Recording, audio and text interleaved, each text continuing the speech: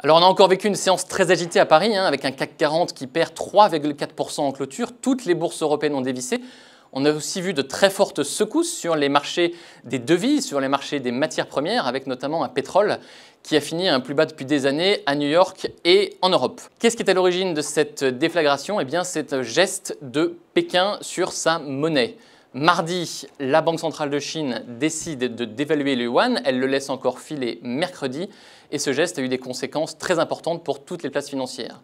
Pourquoi? Parce que en faisant ça, eh bien, Pékin envoie un signal d'inquiétude sur l'état de santé réel de son économie.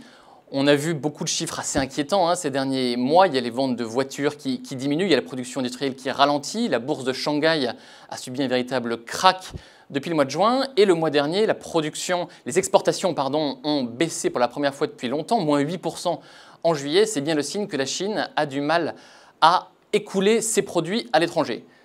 Pékin utilise donc la manière forte, l'arme monétaire, la dévaluation, et relance en quelque sorte une véritable guerre des monnaies.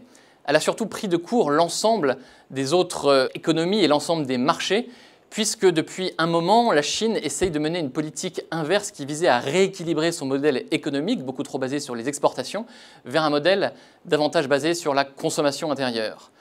La Chine essaye aussi depuis un moment d'internationaliser davantage sa devise, de la faire entrer dans le panier des grandes monnaies que sont déjà le dollar, le yen japonais, l'euro ou la livre sterling. Et en faisant ça, eh bien, elle risque de miner sa crédibilité. C'est un geste qui a eu donc des conséquences majeures sur l'ensemble des places financières.